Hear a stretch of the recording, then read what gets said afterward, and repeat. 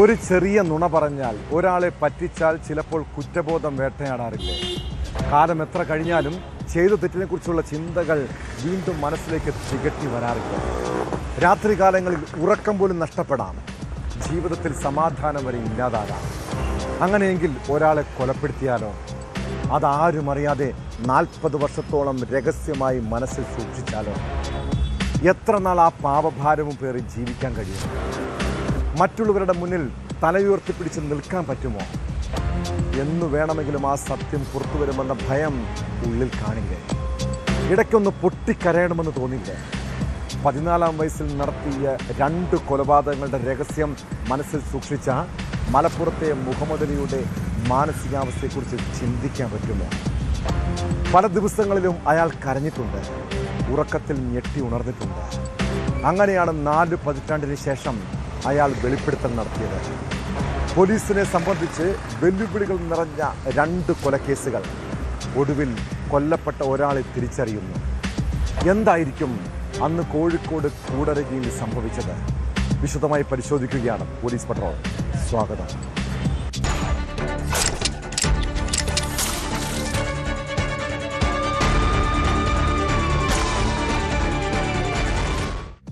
പതിനാലാം വയസ്സിൽ നടത്തിയ 2 കൊലപാതകം. അതിൻ്റെ പേരിൽ മനസ്സിൽ കുറ്റബോധവുമായി നീറിക്കഴിഞ്ഞത് 4 പതിറ്റാണ്ട്.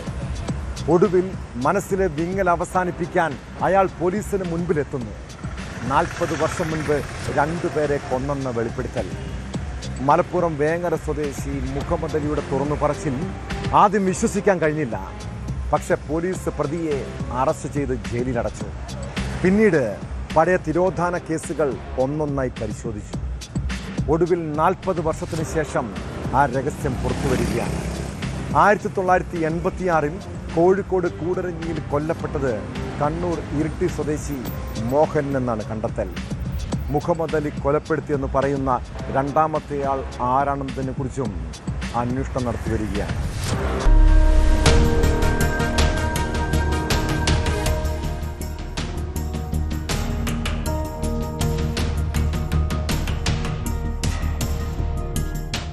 വർഷങ്ങൾക്ക് മുൻപ് താൻ 2 പേരെ കൊലപ്പെടുത്തിയിട്ടുണ്ടെന്ന ഞെട്ടിക്കുന്ന വെളിപ്പെടുത്തലുമായാണ് മലപ്പുറം വേങ്ങര സ്വദേശി മുഹമ്മദ് അലി ഏതാനും മാസങ്ങൾക്ക് മുൻപ് വേങ്ങര പോലീസ് സ്റ്റേഷനിലെത്തിയത്.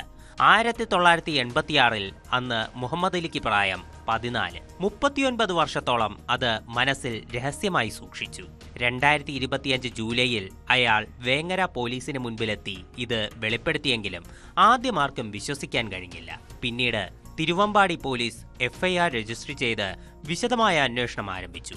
1986-ൽ കൂടരഞ്ഞിയിൽ വെച്ച് കൊല്ലപ്പെട്ടത് കണ്ണൂർ ഇരിട്ടി സ്വദേശിയായ മോഹനാണെന്നാണ് തിരുവമ്പാടി പോലീസിന്റെ അന്വേഷണത്തിൽ വ്യക്തമായിരിക്കുന്നത്. മുഹമ്മദ് അലി കൊലപ്പെടുത്തിയെന്ന് പറയുന്ന 2ാമത്തെയാൾ ആരാണെന്നതിനെക്കുറിച്ചും അന്വേഷണം നടത്തിവരികയാണ്. കൂടരഞ്ഞിയിൽ വെച്ച് തനിക്കെതിരെ ലൈംഗികാതിക്രമത്തിന് മുതിർന്നതാണ് കൊലപാതകത്തിലേക്ക് നയിച്ചതെന്നായിരുന്നു മുഹമ്മദ് അലിയുടെ മൊഴി. പ്രതിരോധിക്കുന്നതിനിടയിൽ ഇയാളെ വെള്ളത്തിലേക്ക് ചവിട്ടിയിടുകയും തുടർന്ന് വെള്ളത്തിൽ ചവിട്ടിത്താഴ്ത്തി മരണം ഉറപ്പാക്കുകയുമായിരുന്നു.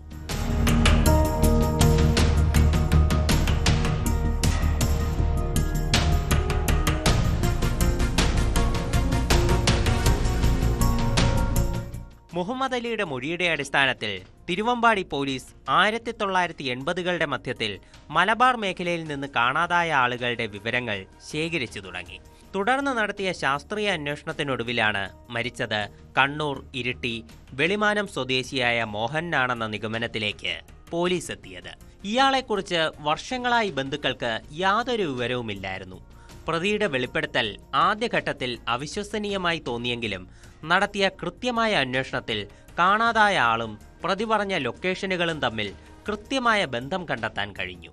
കേസിൽ കൂടുതൽ ശാസ്ത്രീയ തെളിവുകൾ ശേഖരിക്കാനുള്ള ശ്രമത്തിലാണ് പോലീസ്. മുഹമ്മദ് അലി കൊലപ്പെടുത്തിയെന്ന് പറയുന്ന 2ാമത്തെയാൾ ആരാണെന്നതിനെക്കുറിച്ചും 2ാമത്തെ കൊലപാതകം എവിടെയാണ് നടന്നതെന്നതിനെക്കുറിച്ചും പോലീസ് അന്വേഷണം ഊർജിതമാക്കിയിട്ടുണ്ട്.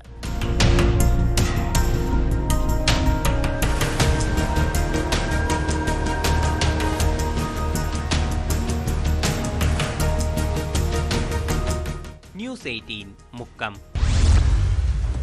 അർദ്ധരാത്രിയിലും പുലർച്ചെയും പെൺകുട്ടികൾ പുറത്തിറങ്ങി നടക്കുന്നത് കാണുമ്പോൾ സാധാരണ മലയാളികളൊന്ന് തുറിച്ചു നോക്കും.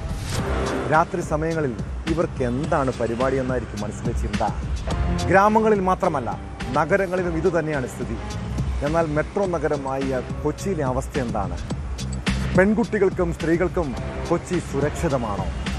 കഴിഞ്ഞ രാത്രി കലൂരിൽ 2 യുവതികൾക്ക് നേരെ ഉണ്ടായ അതിക്രമം കൊച്ചിയിലെ രാത്രികാല ഭീകരതയാണ് തുറന്നുകാട്ടുന്നത്.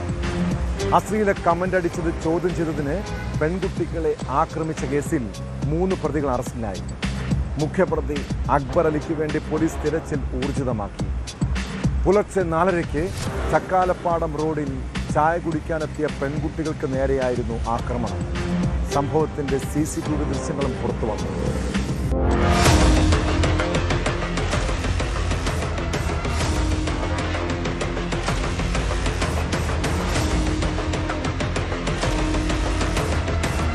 ഇടവഴിയിലൂടെ നടന്നു നീങ്ങിയ പെൺകുട്ടികളെയാണ് സംഘം ആക്രമിച്ചത്.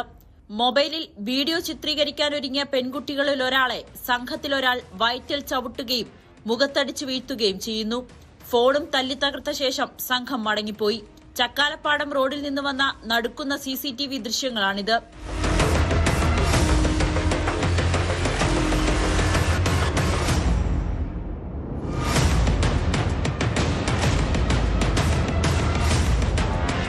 കൊച്ചിയിൽ സ്വകാര്യ സ്ഥാപനത്തിൽ പഠിക്കുന്ന പരാതിക്കാരിയും സുഹൃത്തും പുലർച്ചെ നൈറ്റ് ഡ്യൂട്ടി കഴിഞ്ഞ് 4:30 അടുത്തുള്ള കടയിൽ ചായ കുടിക്കാൻ ഇറങ്ങിയതായിരുന്നു.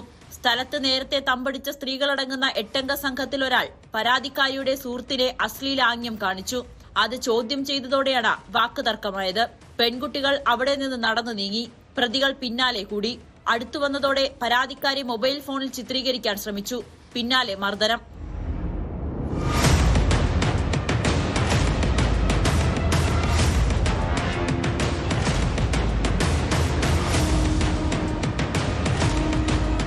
ആശുപത്രിയിലെത്തി ചികിത്സ തേടിയ പെൺകുട്ടികൾ പോലീസിനെ വിളിച്ചു. നോർത്ത് കസബ സ്റ്റേഷനിൽ നിന്നും അന്വേഷിക്കാനെത്തിയ സംഘം പെൺകുട്ടികളോട് സദാചാര ചോദ്യം ചോദിച്ചുവെന്നും മോശം രീതിയിൽ പെരുമാറിയെന്നും ആരോപണമുണ്ട്. നമ്മളിത് കഴിഞ്ഞ് ഇത്രയും വലിയൊരു അപകടം ഇതിനകത്ത് ഉണ്ടായിട്ട് പോലും നമ്മൾ ഹോസ്പിറ്റലിനകത്തേക്ക് പോയി. ആദ്യം ഹോസ്പിറ്റലിനകത്ത് ഇവിടെ എറണാകുളം ജനറൽ ഹോസ്പിറ്റലിനകത്താണ് പോകുന്നത്. ജനറൽ ഹോസ്പിറ്റലിനകത്ത് എത്തി അവിടെ പ്രാഥമിക ശുശ്രൂഷകൾ ചെയ്ത സമയത്ത് അവിടെ പോലീസ് ഉദ്യോഗസ്ഥൻ അങ്ങോട്ട് വരുന്നുണ്ടായി. എൻക്വയറി എടുക്കാൻ വേണ്ടി വരുന്ന സമയത്ത് ഒരു പോലീസ് ഉദ്യോഗസ്ഥൻ്റെ ഭാഗത്ത് ഉണ്ടായിട്ടുള്ളൊരു ചോദ്യം എങ്ങനെയാണ്, നിങ്ങൾ എന്തിനാണ് 4 മണിക്ക് ഈ ഒരു 4:30ക്കാണ് ഈ ഇൻസിഡൻറ്റ് നടക്കുന്നത്, 4:30ക്ക് എന്തിനാണ് നിങ്ങൾ ഇത് ചെയ്യാൻ വേണ്ടി അങ്ങോട്ട് ഈ ഒരു വഴിക്ക് പോകുന്നത്, അല്ലെങ്കിൽ നിങ്ങൾ ഇട്ട ഡ്രസ്സ് ഈ ഡ്രസ്സാണ് ഇട്ടത്, എങ്ങനെ ഇത്രയും ഒരു ഇതിൽ നിൽക്കുന്ന ഇത്രയും ഒരു ബുദ്ധിമുട്ട് അനുഭവിച്ചൊരു കുട്ടിയോട് ചോദിക്കുക, പിന്നെ ഇങ്ങനെ ചോദിക്കുന്നു വന്നിട്ട് ഇങ്ങനെ ഈ ഒരു ഡ്രസ്സാണ് ഇട്ടത്, പിന്നെ 4:30ക്ക് എന്തിനാണ് പോകുന്നത്, ഇത്തരത്തിലുള്ള ചോദ്യങ്ങൾ ചോദിക്കുക. അപ്പോൾ അത് ഒരു ഗുരുതരമായിട്ടുള്ളൊരു വീഴ്ചയാണുള്ള. പെൺകുട്ടികളുടെ മൊഴിപ്രകാരമുള്ള കേസിൽ 2 യുവതികളടക്കം 10 പേരെ പ്രതി ചേർക്കും. മർദ്ദനത്തിന് ശേഷം സംഘം ഓടിയകലുന്ന CCTV ദൃശ്യങ്ങളും പുറത്തുവന്നു. ഇവയെല്ലാം കേന്ദ്രീകരിച്ച് നടത്തിയ അന്വേഷണത്തിലാണ് പ്രതികളെ പിടികൂടിയത്. പാലക്കാട് സ്വദേശികളായ അരുൺ, സാബിത്ത്, മലപ്പുറം സ്വദേശി ആബിൻ സൈമൺ എന്നിവരാണ് ആദ്യം പിടിയിലായത്. 1-ാം പ്രതി കലൂർ ലിബർട്ടി ലൈനിൽ ലോഡ്ജ് നടത്തിപ്പുകാരനായ മണ്ണാർക്കാട് സ്വദേശി അക്ബർ അലിയാണ് പെൺകുട്ടിയെ മർദ്ദിച്ചത്. അക്ബറിന് ക്രിമിനൽ പശ്ചാത്തലമുണ്ടെന്നും ഇയാളുടെ ഇടപാടുകൾ ദുരൂഹമാണെന്നും പോലീസ്. ഇതിൽ 1-ാം പ്രതിയായിട്ടുള്ള അക്ബർ അലി എന്ന ആളുടെ ബിസിനസ് ഡീലിംഗ്സിനെ കുറിച്ചിട്ട് നമുക്ക് വളരെയധികം ഡൗട്ട്ഫുൾ ആയിട്ടുള്ള ഒരു ആക്ട് വന്നിട്ടുള്ളത്. നമ്മൾ അതിന് തുടർ നടപടികളായിട്ട് സ്വീകരിച്ചുകൊണ്ടിരിക്കുക. നമുക്ക് കുറച്ച് ഇൻഫർമേഷൻ കിട്ടിയിട്ടുണ്ട്. അതും കുറച്ച് ഡിസ്റ്റർബിംഗ് ആയിട്ടുള്ള ഇൻഫർമേഷൻസ് ആണ്. അപ്പോൾ നമ്മൾ തുടർ നടപടികളായിട്ട് പോവുകയാണ്. മുമ്പ് കേസിലുള്ള വൃത്തിയാണ്. ഇപ്പോൾ നടത്തിക്കൊണ്ടിരിക്കുന്ന കാര്യങ്ങളിലും നമുക്ക് കുറച്ച് കാര്യങ്ങൾ നോക്കി ചെയ്യാനുള്ളത്. പോലീസിന്റെ ഭാഗത്തു നിന്നും മോശം പെരുമാറ്റമുണ്ടായെങ്കിൽ അന്വേഷിക്കാമെന്നും DCP. നിരവധി ഹോസ്റ്റലുകളും PGകളും സ്ഥിതി ചെയ്യുന്ന സ്ഥലമാണ് കലൂർ നോർത്ത് മേഖല. പോലീസ് പെട്രോളിംഗും സ്ഥിരമായുള്ള സ്ഥലത്താണ് പെൺകുട്ടികൾക്ക് നേരെ ആക്രമണമുണ്ടായത്.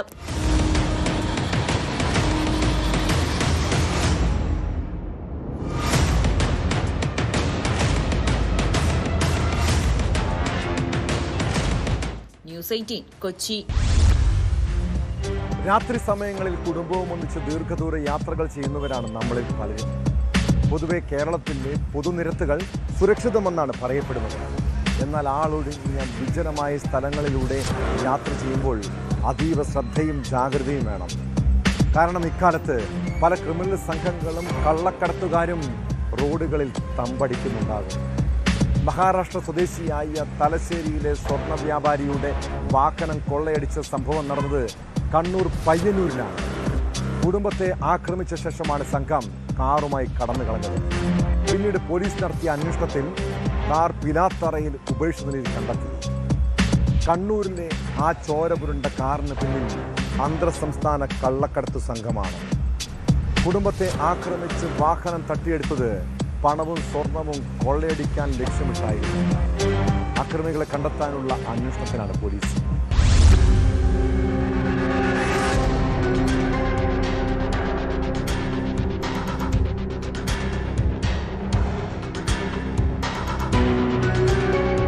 തലശ്ശേരിയിൽ സ്വർണ്ണ വ്യാപാരം നടത്തുന്ന മഹാരാഷ്ട്ര സ്വദേശി അശോക് കുമാർ സഞ്ചരിച്ച കാറാണ് അക്രമി സംഘം തട്ടിയെടുത്ത് സ്വർണവും പണവും കൊള്ളയടിച്ചത്.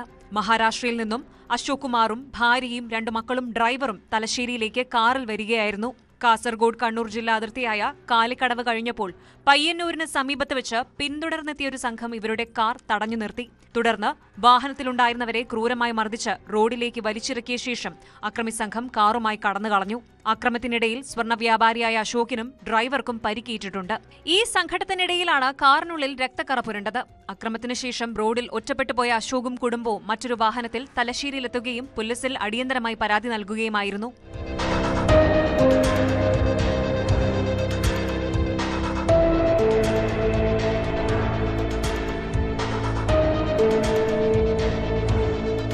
പിന്നീട് നടത്തിയ അന്വേഷണത്തിൽ രാവിലെ പിലാത്തറ കോഓപ്പറേറ്റീവ് കോളേജിന് സമീപത്തെ ഒഴിഞ്ഞ പറമ്പിൽ ബോണറ്റും ഡോറുകളും തുറന്നിട്ട നിലയിൽ ഈ കാർ കിടക്കുന്നത് നാട്ടുകാരും കോളേജിലെ സെക്യൂരിറ്റി ജീവനക്കാരനുമാണ് ആദ്യം ശ്രദ്ധിക്കുന്നത്. കാറിന്റെ മുൻഭാഗം പൂർണ്ണമായും തകർത്ത നിലയിലായിരുന്നു. കാറിനകത്തെ സീറ്റുകളും ഡാഷ്ബോർഡിന്റെ ഭാഗങ്ങളും ഫ്ലോർ മാറ്റുകളും പൂർണ്ണമായി അഴിച്ചുമാറ്റുകയോ കുത്തിപ്പൊളിക്കുകയോ ചെയ്തിട്ടുണ്ട്. വണ്ടിയിലുണ്ടായിരുന്ന വസ്ത്രങ്ങൾ, ബാഗുകൾ, കുട്ടികളുടെ ഉടുപ്പുകൾ, കവറുകൾ എന്നിവയെല്ലാം വണ്ടിയുടെ പുറത്ത് വശങ്ങളിലായി ചിതറിക്കിടക്കുന്ന അവസ്ഥയിലായിരുന്നു. കാറിനുള്ളിൽ നിന്ന് ചോര ഒലിച്ചിറങ്ങി കട്ടപിടിച്ച വലിയ പാടുകളും കണ്ടെത്തി. ഉടൻ തന്നെ നാട്ടുകാർ പരിയാരം പോലീസിൽ വിവരമറിയിക്കുകയും പോലീസ് സ്ഥലത്തെത്തി അന്വേഷണം ആരംഭിക്കുകയും ചെയ്തു. പരിയാരം പോലീസ് പരിശോധന നടത്തുന്നതിനിടയിലാണ് കാർ ഉടമ അശോക് കുമാർ തലശ്ശേരി പോലീസിൽ പരാതി നൽകിയിട്ടുണ്ട് എന്ന വിവരം ലഭിക്കുന്നത്.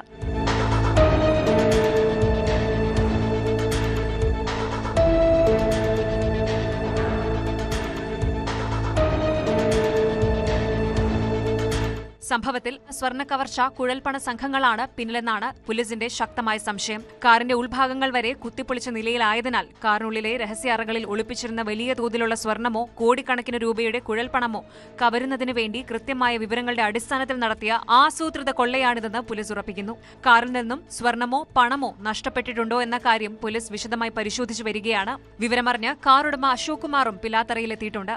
സ്വർണ്ണക്കടത്തുകാരാണ് കാർ തട്ടിക്കൊണ്ടുപോയതിന് പിന്നിലെന്നാണ് പോലീസ് സംശയിക്കുന്നത്. അക്രമി സംഘത്തെ തടയുന്നതിനിടെ ഡ്രൈവർക്കും അശോകിനും പരിക്കേറ്റതായാണ് വിവരം. അങ്ങനെയാണ് കാറിൽ രക്തക്കറ വന്നത്. ഉപേക്ഷിച്ച നിലയിൽ കാർ കണ്ടെത്തിയ പിലാത്തറയിൽ അശോക് എത്തി. അക്രമികളെ കണ്ടെത്താനുള്ള ശ്രമത്തിലാണ് പോലീസ്.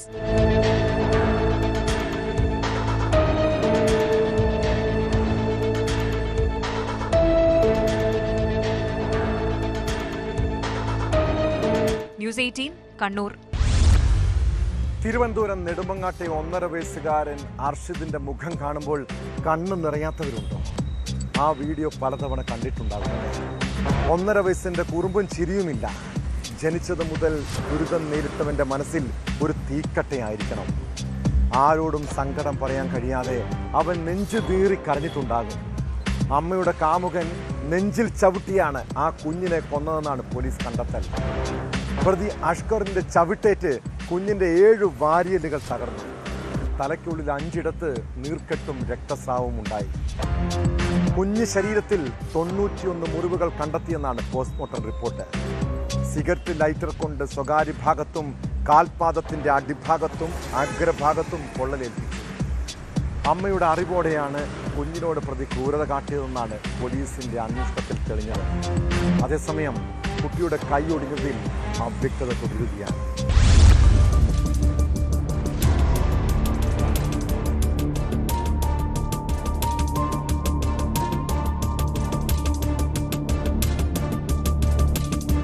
നെടുമങ്ങാട് കൊല്ലപ്പെട്ട 1.5 വയസ്സുകാരന്റെ ശരീരത്തിൽ 91 മുറിവുകൾ, 7 വാരിയലുകൾക്ക് പൊട്ടൽ, തലയിൽ നീർക്കെട്ടും രക്തസ്രാവവും. പോസ്റ്റ്മോർട്ടം റിപ്പോർട്ടിൽ ഞെട്ടിപ്പിക്കുന്ന വിവരങ്ങളാണുള്ളത്. നേരത്തെ പോലീസ് നടത്തിയ ഇൻക്വസ്റ്റിൽ 51 മുറിവുകളെന്നാണ് രേഖപ്പെടുത്തിയിരുന്നത്. കുട്ടിയെ നിരന്തരം മർദ്ദിച്ച് കൊലപ്പെടുത്തിയത് താനാണെന്ന് പ്രതി അഷ്കർ സമ്മതിച്ചിട്ടുണ്ട്. അഖിലയ്ക്കും തനിക്കും ഒരുമിച്ച് താമസിക്കാൻ കുട്ടി തടസ്സമാകുമെന്ന് കരുതിയാണ് മർദ്ദിച്ചത്. കുട്ടി ഇടയ്ക്കിടെ കരയുന്നതും പ്രകോപനമുണ്ടാക്കി. കൊലപാതകം, കുട്ടികൾക്കെതിരായ അതിക്രമം തുടങ്ങിയ വകുപ്പുകൾക്ക് പുറമെ SC/ST അതിക്രമ നിരോധന വകുപ്പ് കൂടി ചേർക്കാനാണ് പോലീസിന്റെ തീരുമാനം. ഇതിനായി കുട്ടിയുടെ അമ്മയായ അഖിലയുടെയും പിതാവ് അഖിലിന്റെയും ജാതി സർട്ടിഫിക്കറ്റുകൾ പോലീസ് ശേഖരിക്കുന്നുണ്ട്. കേസിൽ അറസ്റ്റിലായ അഖിലയ്ക്കെതിരെ നിലവിൽ കൊലപാതക പ്രേരണാ കുറ്റമാണ് ചുമത്തിയിരിക്കുന്നത്. അഷ്കർ കുട്ടിയെ മർദ്ദിക്കുന്നതെല്ലാം അഖിലെ അറിഞ്ഞിരുന്നതായി പോലീസ് പറയുന്നു.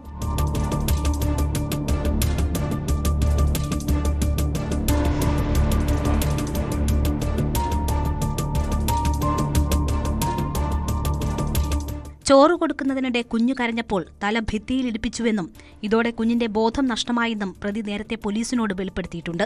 കുഞ്ഞിനെ പൊള്ളലേൽപ്പിക്കാൻ ഉപയോഗിച്ച ലൈറ്റർ പോലീസ് തെളിവെടുപ്പിനിടെ വീട്ടിൽ നിന്ന് കണ്ടെത്തുകയും ചെയ്തു.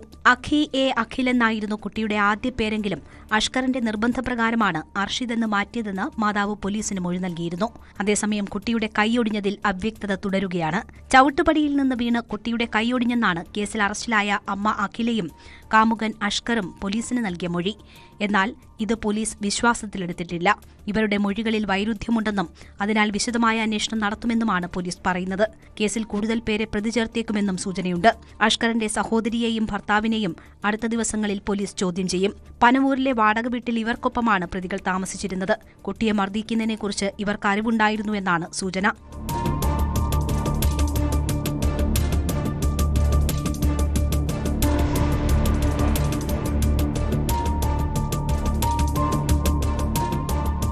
ന്യൂസ് 18 തിരുവനന്തപുരം. രാത്രിയിൽ ഭക്ഷണമൊക്കെ കഴിച്ച് മുറിയിലേക്ക് ഉറങ്ങാൻ പോകുന്ന കുട്ടികളെ മാതാപിതാക്കൾ ഇടയ്ക്ക് നിരീക്ഷിക്കാറുണ്ടോ? അർദ്ധരാത്രിയിലും പഠിക്കുന്ന കുട്ടികളുണ്ട്. എന്നാൽ അച്ഛനമ്മമാരെ കബളിപ്പിച്ച് മക്കൾ ഇരുട്ടിൻ്റെ മറവിൽ പുറത്തേക്ക് പോകുന്നുണ്ടോ എന്ന് നിങ്ങൾ ശ്രദ്ധിക്കണം കേട്ടോ. തിരുവനന്തപുരം ബാലരാമപുരത്ത് 10 കിലോ കഞ്ചാവുമായി പിടിയിലായത് 10ാം ക്ലാസ്സുകാരനും സുഹൃത്തുക്കളുമാണ്. ബാലരാമപുരം സ്വദേശിയായ മുഹമ്മദ് അസറുദ്ദീൻ്റെയും ഒപ്പമുണ്ടായിരുന്ന 16-കാരൻ്റെയും പക്കൽ നിന്നാണ് കഞ്ചാവ് പിടികൂടിയത്. വീട്ടുകാരറിയാതെ വിദ്യാർത്ഥി പുറത്തിറങ്ങിയത് എങ്ങനെയെന്നും ഇവരുടെ മാഫിയ ബന്ധവും പോലീസ് അന്വേഷിക്കുന്നു.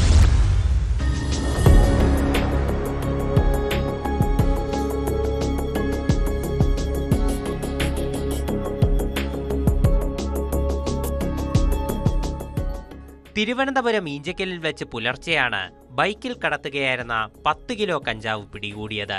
പോലീസ് ഡാൻസ് ഓഫ് സംഘം നടത്തിയ വാഹന പരിശോധനയിലാണ് സംശയാസ്പദമായ രീതിയിൽ കണ്ട ഇവരുടെ ബാഗിൽ നിന്ന് 10 കിലോ കഞ്ചാവ് കണ്ടെടുത്തത്.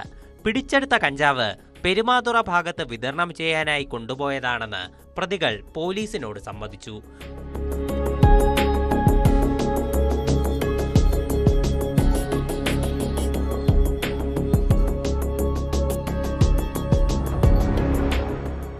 പ്രതികളെ വിശദമായ അന്വേഷണങ്ങൾക്കായി ഫോർട്ട് പോലീസിന് കൈമാറി. സംസ്ഥാനത്ത് തുടക്കമിട്ടിരിക്കുന്ന മയക്കുമരുന്ന് വിരുദ്ധ പരിശോധനകളുടെ ഭാഗമായാണ് സിറ്റി പോലീസ് കമ്മീഷണറുടെ നിർദ്ദേശപ്രകാരം നടത്തിയ റെയ്ഡിൽ കഞ്ചാവുമായി പ്രായപൂർത്തിയാകാത്ത വിദ്യാർത്ഥിയടക്കം 2 പേർ ഡാൻസ് ഓഫ് സംഘത്തിന്റെ വലയിലായത്.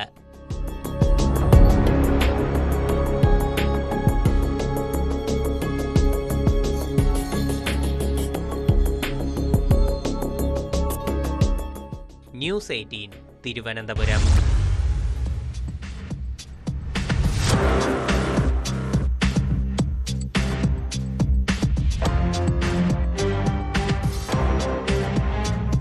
മോഡലിംഗ് സെക്സ് റാക്കറ്റ് കേസിൽ ഗുണ്ടാ സംഘങ്ങൾക്ക് എന്താണ് ബന്ധം? പെൺവാണിഭ സംഘത്തിന് സംരക്ഷണം ഒരുക്കുന്നത് ആരാണ്? പരാതി നൽകിയ യുവതിയെ ഗുണ്ടാ നേതാവ് ഭീഷണിപ്പെടുത്തിയെന്ന ആക്ഷേപം. കൊച്ചിയിലെ ഗുണ്ടാ നേതാവായ ഔറംഗസേബ് തങ്ങളെയും സുഹൃത്തുക്കളെയും നിരന്തരം ഭീഷണിപ്പെടുത്തുകയാണെന്ന് കാണിച്ച് ഇരയായ യുവതി സിറ്റി പോലീസ് കമ്മീഷണർക്ക് പരാതി നൽകി.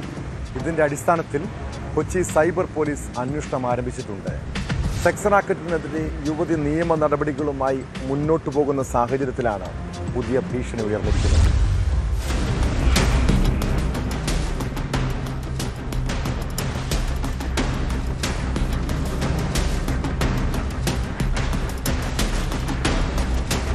യുവതിയുടെ സുഹൃത്തിന്റെ മൊബൈൽ ഫോണിലേക്കാണ് ഗുണ്ടാ നേതാവ് ഔറംഗസേബ് ഭീഷണി സന്ദേശങ്ങൾ അയച്ചിട്ടുള്ളത്. കേസ് ഒത്തുതീർപ്പാക്കണമെന്നും പോലീസിൽ നൽകിയ പരാതി അടിയന്തരമായി പിൻവലിക്കണമെന്നുമാണ് സന്ദേശത്തിലെ പ്രധാന ആവശ്യം. പരാതി പിൻവലിക്കാൻ തയ്യാറായില്ലെങ്കിൽ വധിക്കുന്നതുൾപ്പെടെയുള്ള കടുത്ത ഭീഷണികളാണ് സന്ദേശത്തിലുള്ളതെന്ന് യുവതി പോലീസിനെ അറിയിച്ചു. സൈബർ പോലീസ് അന്വേഷണം ഊർജിതമാക്കിയിട്ടുണ്ട്. യുവതി കൊച്ചി സിറ്റി പോലീസ് കമ്മീഷണർക്ക് നൽകിയ പരാതി ഉടൻ തന്നെ സൈബർ സെല്ലിനെ കൈമാറുകയായിരുന്നു. ഭീഷണി സന്ദേശങ്ങൾ വന്ന ഫോൺ നമ്പറുകൾ, ഇന്റർനെറ്റ് കോൾ വിവരങ്ങൾ എന്നിവ സൈബർ പോലീസ് വിശദമായി പരിശോധിച്ചു വരികയാണ്. പ്രതികൾ ഉപയോഗിച്ച സോഷ്യൽ മീഡിയ അക്കൗണ്ടുകളും വ്യാജ പ്രൊഫൈലുകളും കേന്ദ്രീകരിച്ചും അന്വേഷണം നടക്കുന്നുണ്ട്. മോഡലിംഗ് രംഗത്ത് അവസരങ്ങൾ വാഗ്ദാനം ചെയ്ത് പെൺകുട്ടികളെ കെണിയിൽ വീഴ്ത്തുകയും തുടർന്ന് ബ്ലാക്ക്മെയിൽ ചെയ്ത് ലൈംഗിക ചൂഷണത്തിന് ഇരയാക്കുകയും ചെയ്യുന്ന വൻ പെൺവാണിഭ സംഘത്തിലെ 4 പേരെ പോലീസ് അറസ്റ്റ് ചെയ്തിരുന്നു. ഇവരുടെ ചോദ്യം ചെയ്യൽ പുരോഗമിക്കുകയാണ്. ദുബായിലുള്ള 2 പ്രതികളെ കൂടി പിടികിട്ടാനുണ്ട്.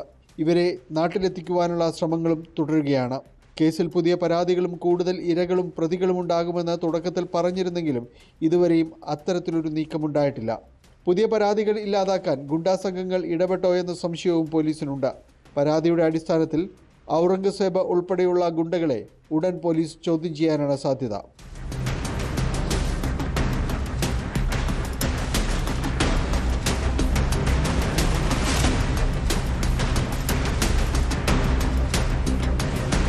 ന്യൂസ് 18 കൊച്ചി. നമ്മൾ തമാശയായി പറയുന്ന കാര്യങ്ങൾ പലരെയും മുറിപ്പെടുത്താറുണ്ട്. ഒരു ഗോസിപ്പും അവിഹിത കഥകളും ആരോപണങ്ങളൊക്കെ ഉന്നയിക്കുമ്പോൾ ശ്രദ്ധിച്ചില്ലെങ്കിൽ പണിപാളും കേട്ടോ. പ്രത്യേകിച്ച് സ്ത്രീകൾക്കെതിരെയാണെങ്കിൽ നിയമ നടപടി വരെ ഉണ്ടാകാം. താരസംഘടനയായ അമ്മയിലെ തർക്കത്തിൽ പുതിയൊരു പരാതി കൂടി. തനിക്ക് നേരെ അധിക്ഷേപവും വർഗീയ പരാമർശവും നടത്തുന്നുവെന്ന് ആരോപിച്ച് ടിനി ടോമിനെതിരെയും അൻസിബ പോലീസിൽ പരാതി നൽകി. ടിനി ടോം തൻ്റെ കുടുംബത്തെ വേട്ടയാടുന്നുണ്ടെന്നും സ്ത്രീത്വത്തെ അപമാനിക്കുന്നുവെന്നും പരാതിയിൽ പറയുന്നു.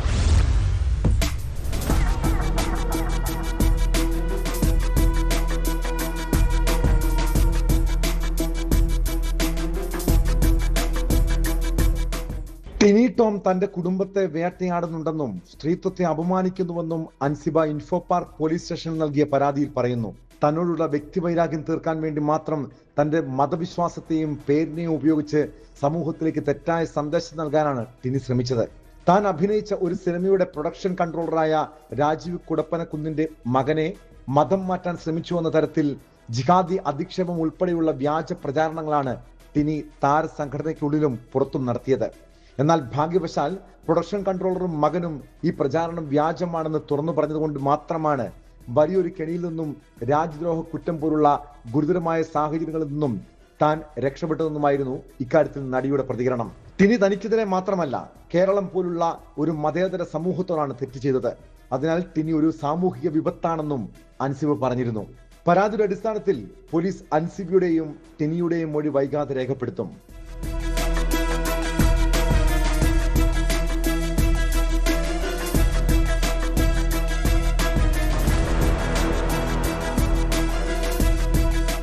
ന്യൂസ് 18 കൊച്ചി. നമ്മുടെ നാട്ടിൽ ചെറിയ തട്ടിപ്പും വെട്ടിപ്പും ഒക്കെ നടത്തി ജീവിക്കുന്നവരുണ്ട്. എന്നാൽ മലപ്പുറം വട്ടംകുളത്തെ 21കാരൻ നടത്തിയ തട്ടിപ്പ് ഒരൽപ്പം കടന്നു കൈയായിപ്പോയി. വഴിയരികിൽ തകരാറായി കിടന്ന കാർ ഉടമ അറിയാതെ ആക്രിക്കാർക്ക് തൂക്കി വിറ്റതാണ് സംഭവം. വീടിന്റെ മുൻവശത്ത് നിർത്തിയിട്ട കാർ കൊണ്ടുപോകാനായി ആളെത്തിയപ്പോഴാണ് ഉടമ വിവരമറിഞ്ഞത്. പിന്നാലെ വട്ടംകുളത്ത് നടന്നത് നാടകീയ രംഗങ്ങൾ.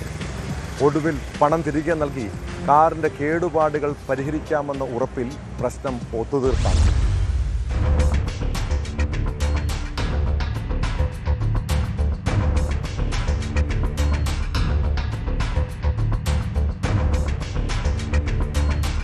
കഴിഞ്ഞ ദിവസം വൈകുന്നേരം 6:30 വട്ടംകുളത്താണ് നാടകീയ രംഗങ്ങൾ അരങ്ങേറിയത്. വട്ടംകുളം സ്വദേശി പരീച്ചി സിദ്ദിഖിന്റെ കാർ തകരാറിലായതിനെ തുടർന്ന് വർഷങ്ങളായി വീടിന് മുൻവശത്തെ റോഡരികിൽ നിർത്തിയിട്ടിരിക്കുകയായിരുന്നു. തിങ്കളാഴ്ച വൈകുന്നേരം ആക്രി സാധനം വാങ്ങുന്ന ആളുകൾ JCBയും ലോറിയുമായി എത്തി കാർ കൊണ്ടുപോകാൻ ശ്രമിക്കുന്നിടത്ത് നിന്നാണ് തട്ടിപ്പ് വിവരം പുറത്തുവരുന്നത്. കാർ കൊണ്ടുപോകുന്നത് എന്തിനാണെന്ന് ചോദിച്ചപ്പോൾ ഇത് തങ്ങൾക്ക് വിറ്റതാണെന്നും പണം നൽകിയതാണെന്നും മറുപടി. ഇതിനിടയിൽ സിദ്ദിഖും സ്ഥലത്തെത്തി. കാർ ആർക്കും വിറ്റിട്ടില്ലെന്ന് പറഞ്ഞ് തർക്കമായതോടെ നാട്ടുകാരും തടിച്ചുകൂടി. വിവരമറിഞ്ഞ് ചങ്ങരംകുളം പോലീസും സ്ഥലത്തെത്തി.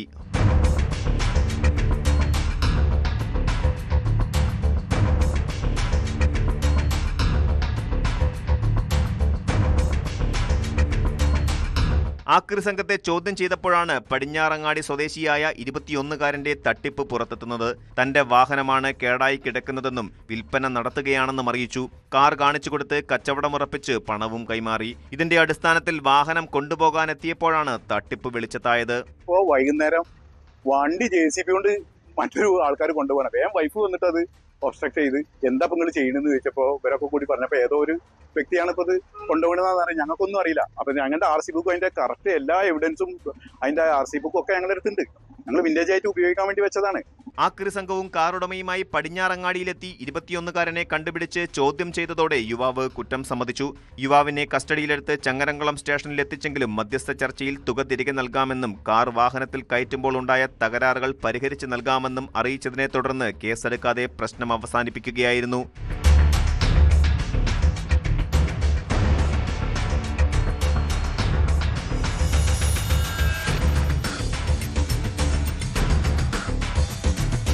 ന്യൂസ് 18 തിരൂർ.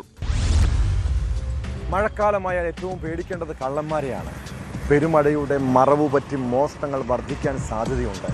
മഴക്കാലത്ത് വഴിയോരങ്ങളിൽ പൊതുവെ ആളുകൾ കുറവായിരിക്കും. കാറ്റിൻ്റെയും ഇടിയുടെയും ശബ്ദം കാരണം കള്ളനകത്ത് കയറുന്നത് പോലും ആരും അറിയാറില്ല. വീടുകളും കച്ചവട സ്ഥാപനങ്ങളും ലക്ഷ്യമിട്ടാണ് കവർച്ചാ സംഘങ്ങൾ നാട്ടിലിറങ്ങിയിരിക്കുന്നത്. കാസർഗോഡ് പാലക്കുന്നിൽ ബേക്കറി കട കുത്തിത്തുറന്ന് പണവും സാധനങ്ങളും മോഷ്ടിച്ചത് പുലർച്ചെയാണ്. മുഖം മറച്ച് 2 പേരുടെ ദൃശ്യങ്ങൾ CCTV പതിഞ്ഞു. സംഭവത്തിൽ ബേക്കൽ പോലീസ് കേസെടുത്ത് അന്വേഷണം ആരംഭിച്ചു.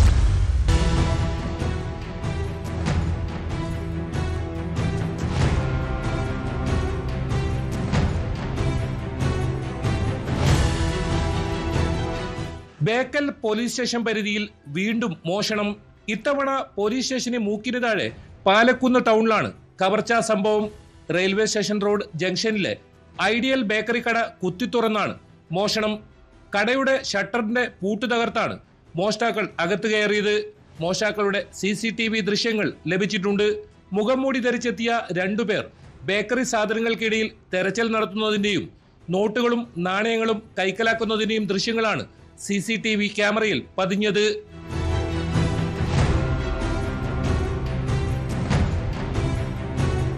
ചൊവ്വാഴ്ച പുലർച്ചെ 3:30 മണിയോടെയാണ് സംഭവം. ബേക്കറി ഉടമകൾ നൽകിയ പരാതിയിൽ ബേക്കൽ പോലീസ് കേസെടുത്ത് അന്വേഷണം ആരംഭിച്ചു.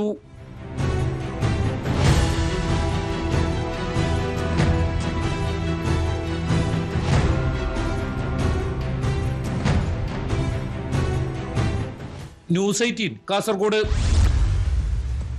US പ്രതിരോധ വകുപ്പിന്റെ പേരിൽ തട്ടിപ്പ് നടത്തിയെന്ന പരാതിയുടെ വാസ്തവം എന്താണ്?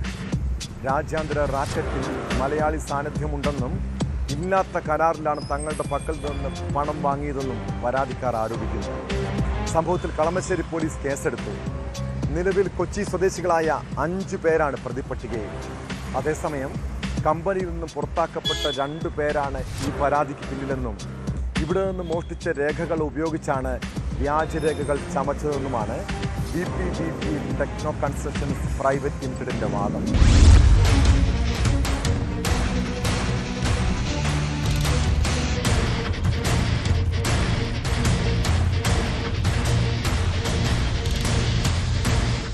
US പ്രതിരോധ വകുപ്പിന്റെ പേരിൽ കോടികൾ തട്ടിയെന്നാണ് കളമശ്ശേരി പോലീസിന് നൽകിയ പരാതിയിൽ പറയുന്നത്. ഡൽഹി കേന്ദ്രീകരിച്ച് പ്രവർത്തിക്കുന്ന VPVP techno constructions private limited കമ്പനിക്കെതിരെയാണ് പറവൂർ സ്വദേശി വർഗീസ്, കൊല്ലം സ്വദേശി ശ്രീറാം, തിരുവനന്തപുരം സ്വദേശി ഹരികൃഷ്ണൻ എന്നിവർ പരാതി നൽകിയത്. തട്ടിയെടുത്ത പണം വിദേശത്തേക്ക് കടത്തിയെന്ന് ഇവർ ആരോപിക്കുന്നു. കേരളത്തിലെ സംരംഭകരും വ്യവസായികളും 25 ലക്ഷം മുതൽ 5 കോടി രൂപ വരെ കമ്പനിയിൽ നിക്ഷേപിച്ചിട്ടുണ്ട്. നിലവിൽ കേരളത്തിൽ രജിസ്റ്റർ ചെയ്ത 3 കേസുകളിൽ പോലീസ് വിപുലമായ അന്വേഷണം നടത്തുകയാണ്. അതേസമയം പരാതിക്കാരുടെ ആരോപണങ്ങൾ തള്ളി VPVP ടെക്നോ കൺസ്ട്രക്ഷൻസ് കമ്പനി രംഗത്തെത്തി. മുഴുവൻ പണവും സുരക്ഷിതമാണെന്നും അന്വേഷണത്തെ നിയമപരമായി നേരിടുമെന്നും കമ്പനി വ്യക്തമാക്കിയിട്ടുണ്ട്. നേരത്തെ കമ്പനിയുമായി സഹകരിച്ചിരുന്ന 2 പേരാണ് പരാതിക്ക് പിന്നിൽ. കമ്പനിയിൽ നിന്നും പുറത്തുപോകുന്ന സമയം അവർ മോഷ്ടിച്ച രേഖകൾ ഉപയോഗിച്ച് അതിലെ കമ്പനി ലോഗോയും മറ്റും ഉപയോഗപ്പെടുത്തി വ്യാജരേഖകൾ ചമച്ച് അതുപയോഗിച്ച് കമ്പനിയുടെ വിശ്വാസം തകർക്കുക എന്ന ലക്ഷ്യത്തോടെയാണ് അവരുടെ പ്രവർത്തനമെന്നും VPVP ടെക്നോ കൺസ്ട്രക്ഷൻസ് ആരോപിക്കുന്നു.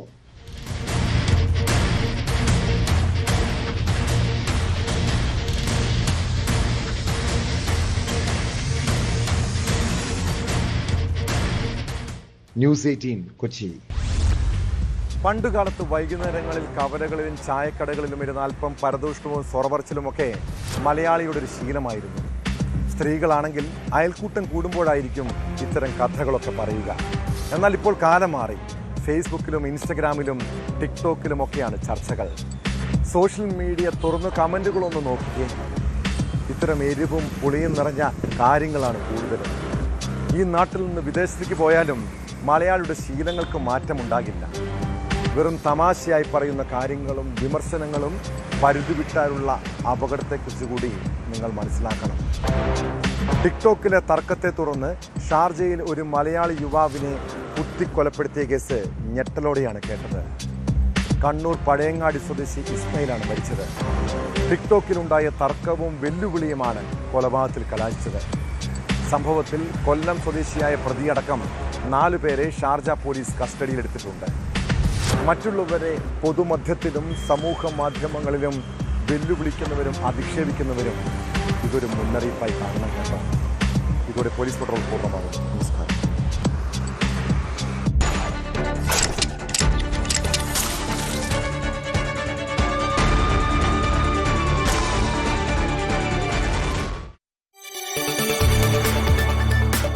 കൂടുതൽ വാർത്തകൾക്ക് news 18 Keralam YouTube channel subscribe ചെയ്യുക.